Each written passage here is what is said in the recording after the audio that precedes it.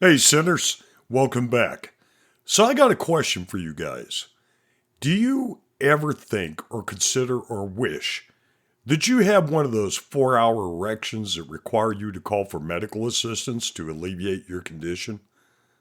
Is that not a crazy thought? I mean, think about that.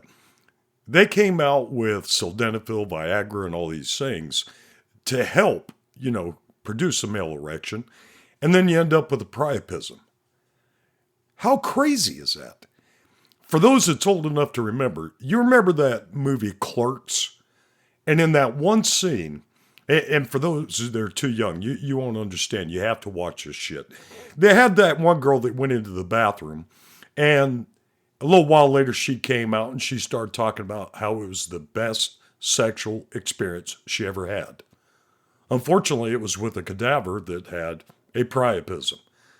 But guys that are my age, that know what the movie Clerks is, you sumbitches, I'm telling you what right now, women are complaining. They would rather you have rigor mortis or take care of yourself in such a manner that you had an erection like rigor mortis. Ladies, this is not a show for you. You need to jump your asses off in a very polite manner and go listen to something else. Guys, this is an ass chewing, both for you and for me. But it was based on a post, and I have to dedicate this show to Jennifer Whittington. She is a fellow safety professional.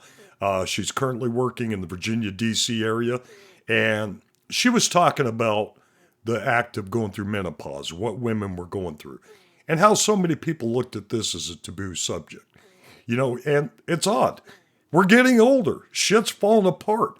Our balls are hanging to our knees. We're slapping them around like freaking ping pong, and we're the only ones at the table. But what interested me about Jennifer's commentary, women will talk about it. They'll talk about post-hysterectomy or getting older, developing facial hair, things that make them feel like I'm old, I'm saggy, I'm not what I used to be. But the way she started the conversations was about teenagers being teenagers and going through their hormonal challenges. So guys, this is an open and frank discussion about your broken old asses and the things that you can do to improve not just your quality of life, but your quality of mental health, your quality of everything.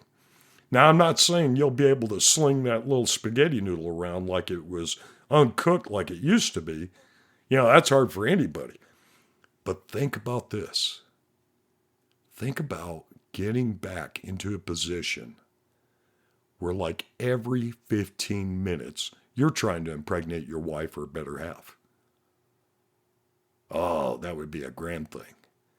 And when we get back, I'm going to tell you what I did for my broke ass based off what was going on with my wife at the time. And we'll be back in just a moment. Stop turning that damn dial. We found him. This show is dedicated to the 750,000 fans and listeners spanning from the islands of Hawaii to the trailer parks of North Carolina and over to the whorehouses scattered throughout Europe. Zippin'. I wasn't finished. Of other shows and podcasts. Not my problem, people.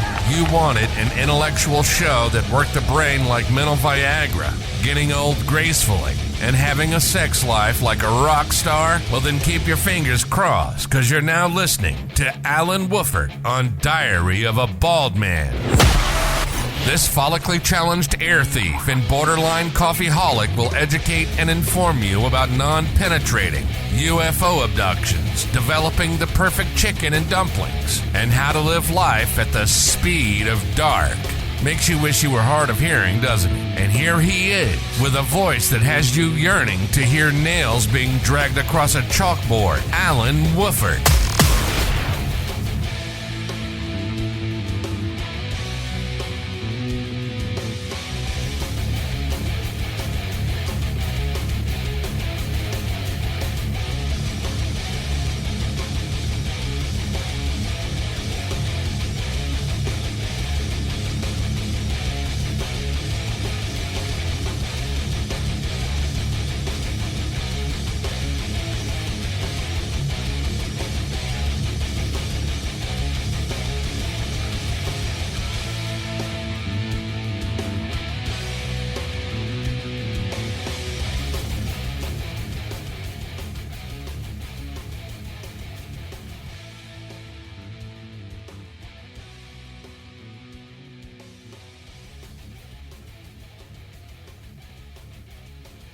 Okay, so welcome back. So, again, ladies, hey, you may want to step back. This is a conversation for guys.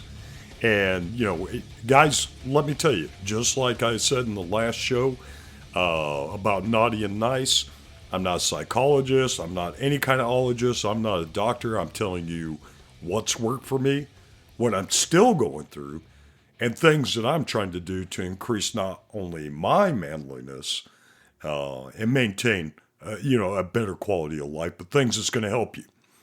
So, okay, think again. 1994, the movie Clerks came out, and it was an amazing show. It was funny, and for those that have not seen it, because your ass is young, Clerks was where Jay and Silent Bob came from. It's an original show. It's in black and white. It was funny as hell.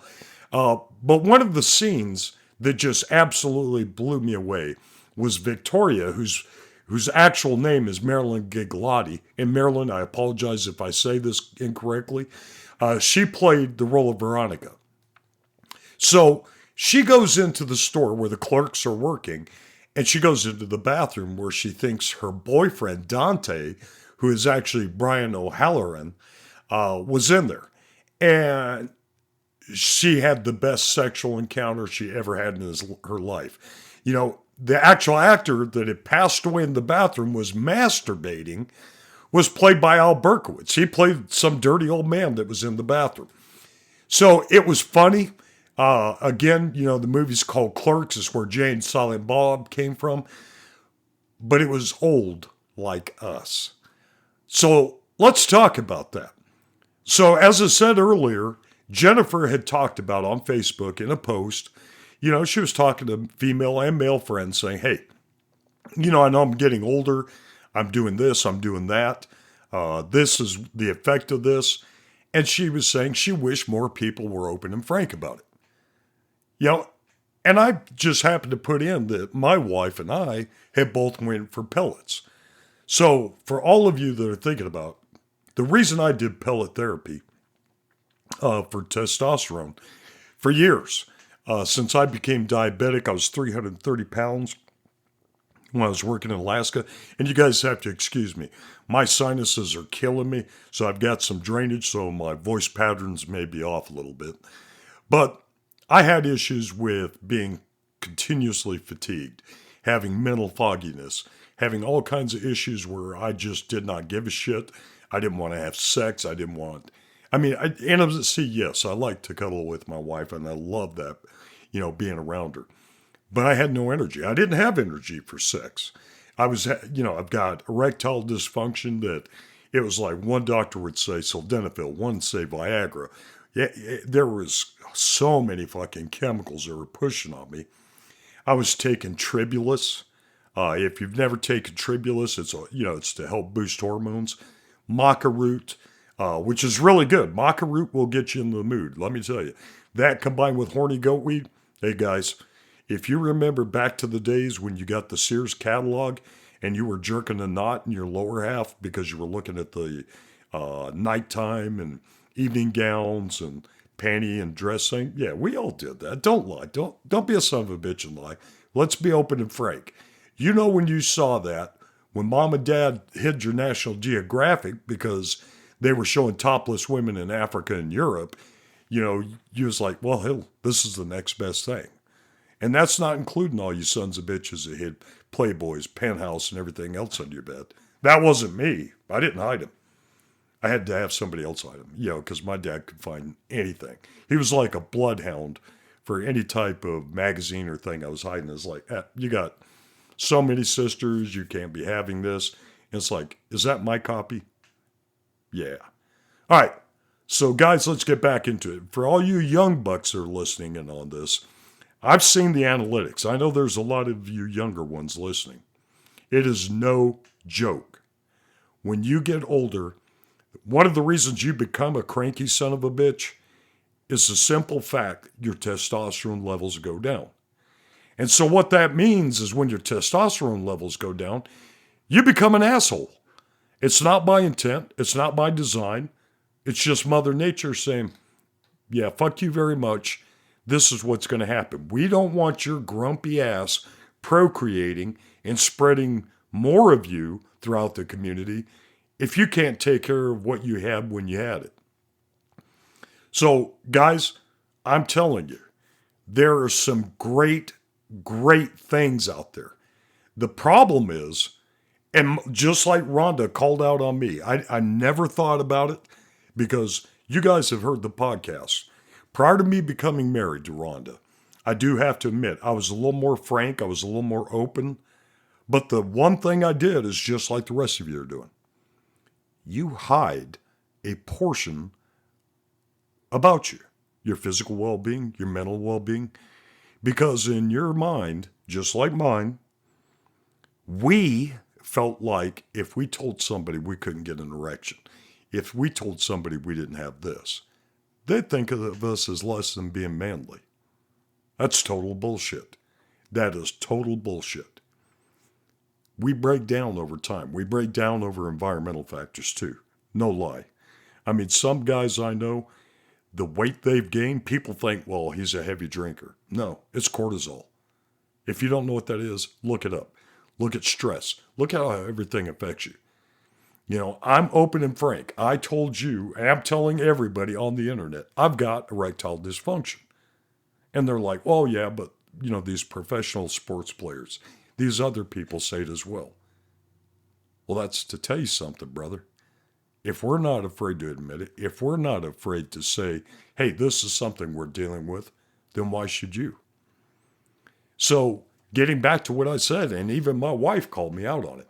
I'd go into a doctor, they'd give me shit, I can't remember the various types of ED medication. And I'd say, yeah, it works. It works sporadically. It works imperfectly. It does this. It does that. But think about this. And this is something I didn't consider until my wife called my bullshit.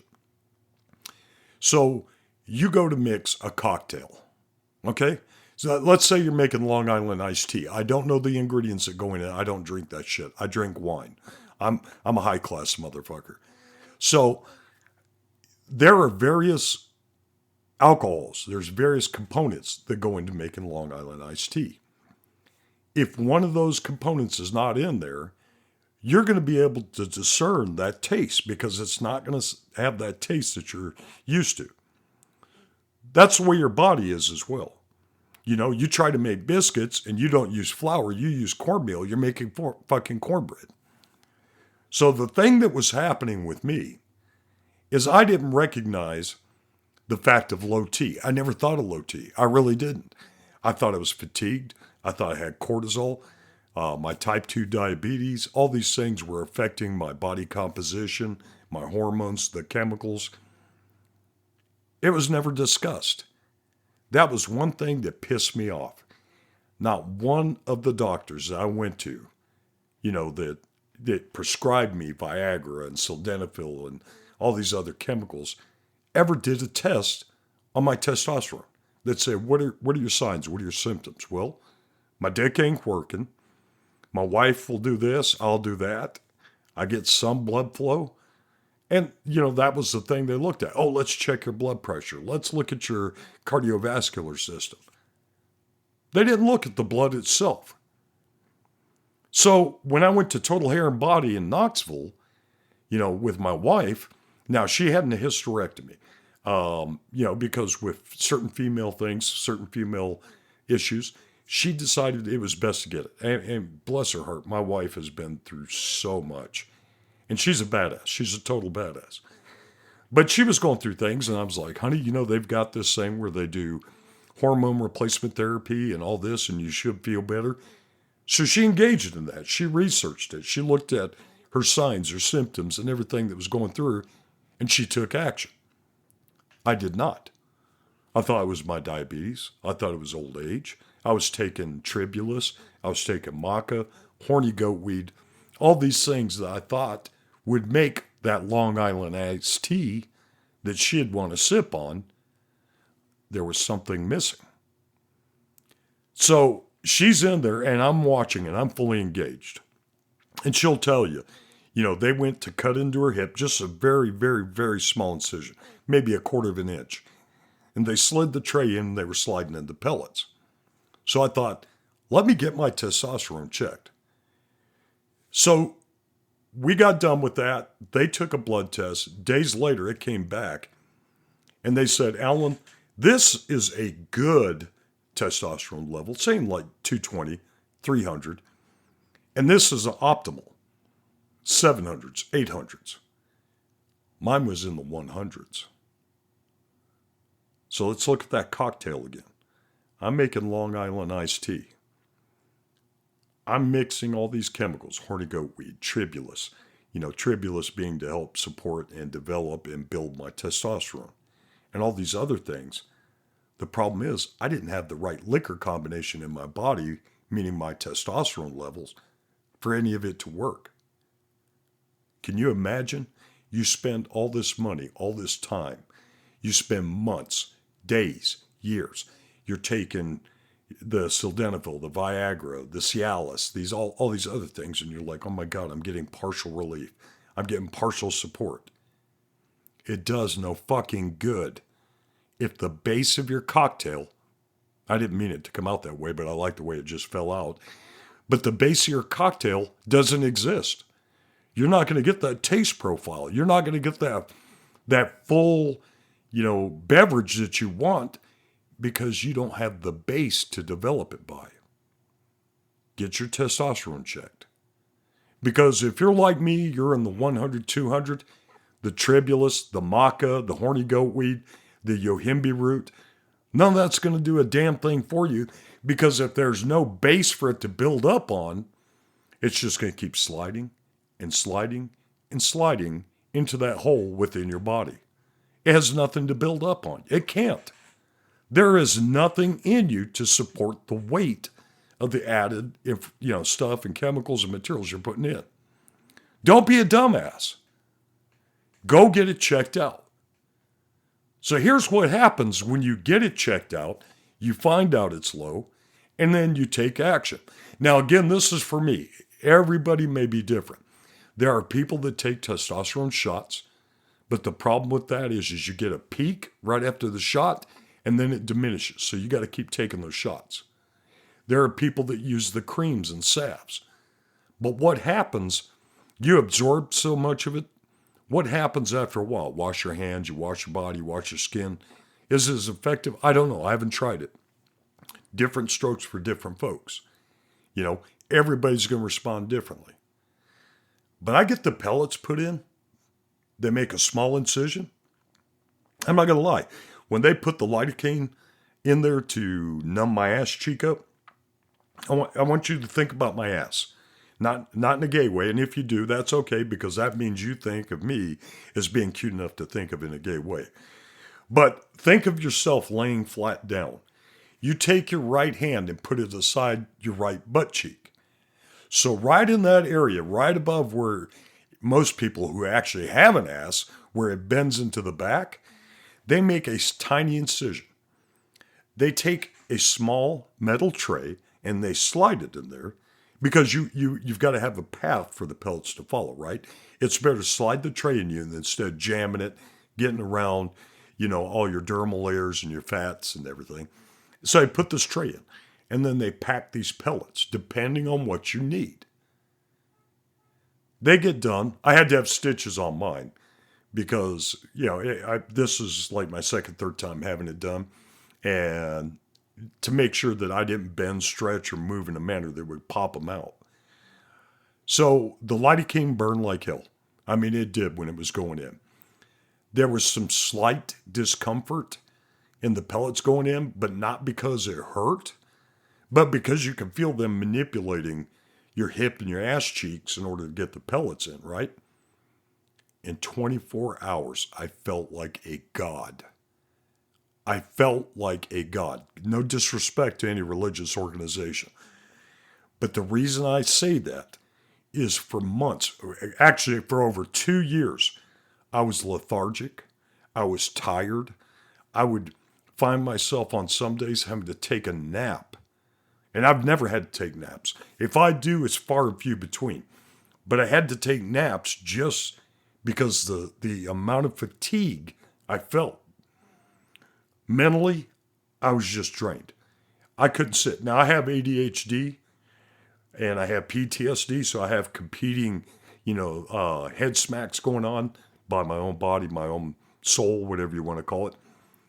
So the extra effort I had to put into focusing, paying attention, setting things into motion, I didn't have. 24 hours.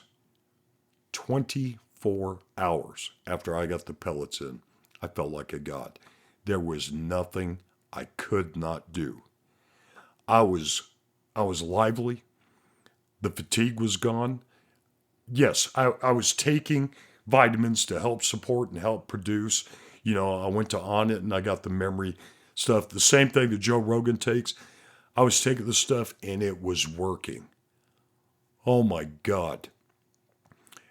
I got so enlightened on my physical aspects that if my wife wasn't around, I had to put on safety glasses because I would start jerking it like crazy and I was worried about ripping the cornea right off my eyelids in case of some fluid impact. I mean, I felt like a fucking teenager. I was pulling at myself like I was starting a rusted chainsaw, and it was amazing because I felt alive, and I mean truly alive, for the first time. So I get this done, and it was amazing. The physiological, the psychological, the emotional, where I would be a little bit of melodramatic at times. Part of it, I'm going to be honest, was because of my blood sugar. Another part was because of stress. Another part was because the PTSD. Another part was because of the hormones. But when we started to get my testosterone up, I could deal with everything. Not so much my PTSD. That's a completely different subject. So I'd still do my CBD for that.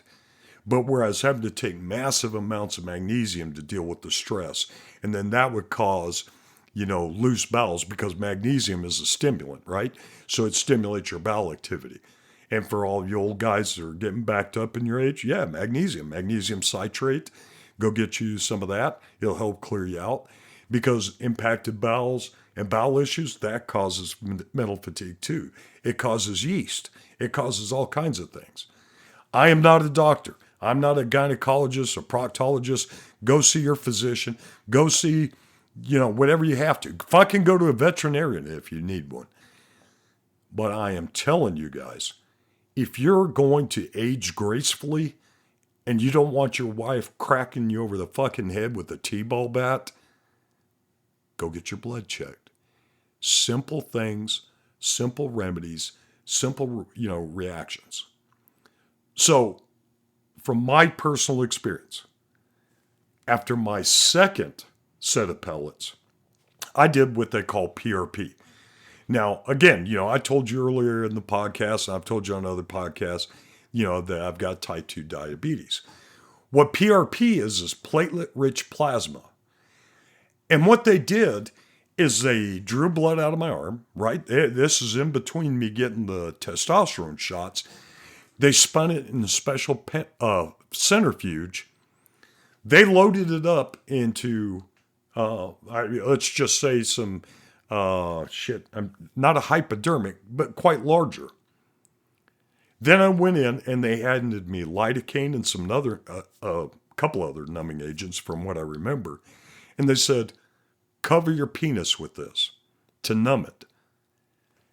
I got a little scared. I saw how much blood they drew out of me. So what I want you to look at is if you grab a water bottle, just grab one. Think about like a Deer Park size or something like that. You cut it in half. That's how much blood they drew out of me. Then they spun it to get the PRP.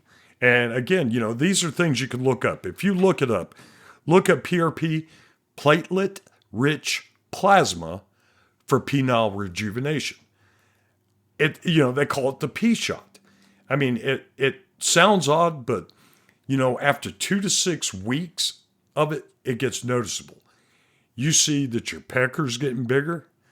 You can obtain and maintain erections longer. I mean, it's like a facelift for your cock. Look down at your dick right now. Would you want to look at that motherfucker, that one-eyed ball head staring up at you? Imagine the wrinkles going out. Imagine it thickening out. Now you add the priapism to it that you're generating, and it's not really a priapism. God forbid you ever get a back or neck injury or you have an erection lasting 4 hours. But imagine you've got your pellets in you. Then you got this PRP injected, it's from your own body. They draw the blood, they spin it, they put it back in. But I'm telling you, it's going to freak you out when you first see it. So I'm laying on the bed. Dr. Hill's up there. Lisa's up there. I've swabbed my cock. It's numb. I could not feel anything except pressure. And I'm looking down, and I see them sticking my cock with this needle and injecting the plasma-rich, from my body back into me. And it blew me away. I mean, think about getting a blowjob from a girl with braces in numerous locations. That's kind of freaky, because when you look down after the shot, probably within an hour, it looks like someone took a hammer and was trying to beat chlamydia straight out of your penis. Your cock it looks bruised, it looks broken. I mean, you're crying. You feel bad for the little fella.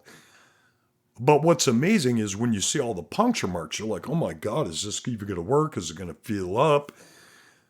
You felt amazing. There was no pain. The PRP had no pain.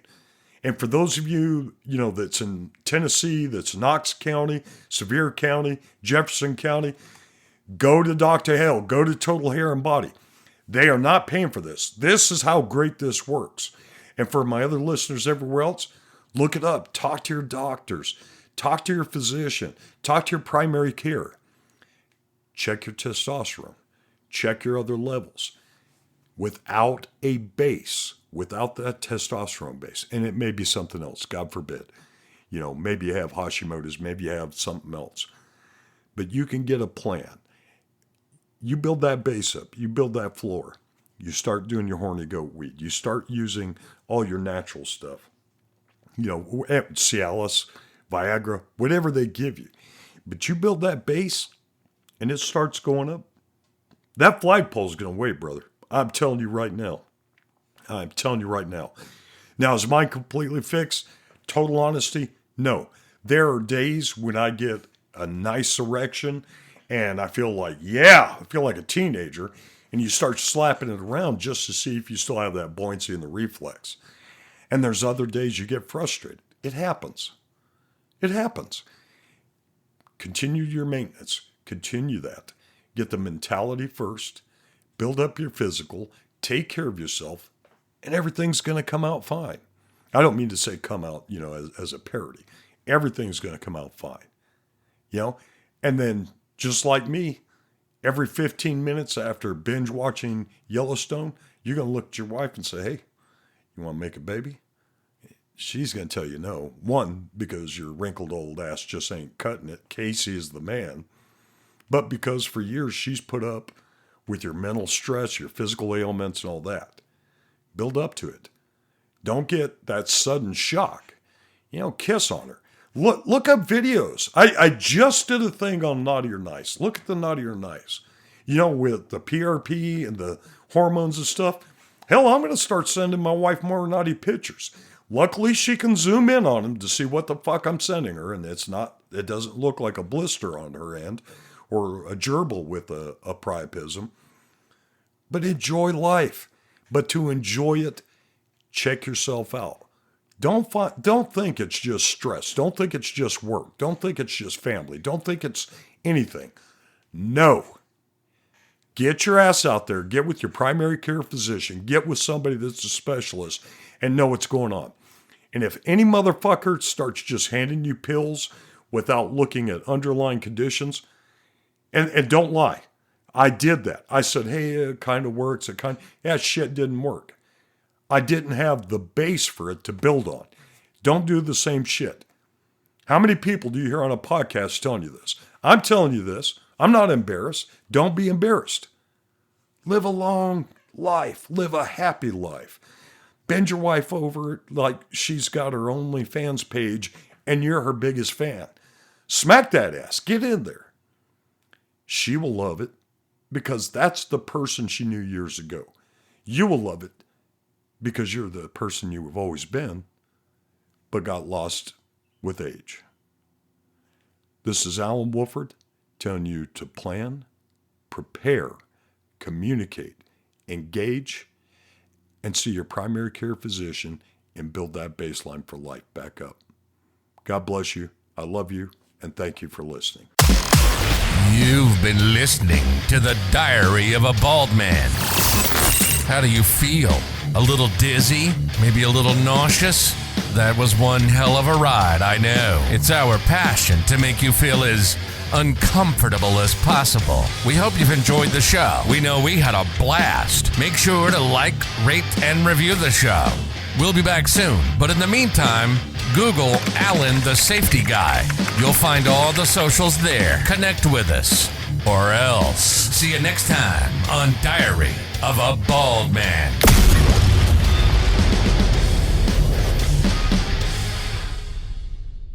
This podcast has been produced by Alan Wofford for entertainment purposes only. This, or any other podcast produced by Alan, does not constitute legal, medical, marital, sexual, or professional advice. This, and any other podcast, does not reflect the opinions of his employers, clients, family, Facebook groupies, promotional sponsors, or baby Jesus. Any health information shared, or mentioned as an alternative, does not create any patient-physician relationship, or other professional relationship, between the audience and presenters. No person listening to any podcast from this rocket surgeon should act, or refrain from acting, based on the content of a podcast without first seeking appropriate professional advice and/or counseling. Nor shall the information be used as a substitute for professional advice and/or counseling. As stated earlier, this show is for entertainment purposes, not how to lead or change your life. Do what the voices in your head tell you to do, or what your spouse approves of. Alan Wofford, and all guests of the show, expressly disclaims any and all liability relating to any actions taken or not taken based on any or all contents of this site.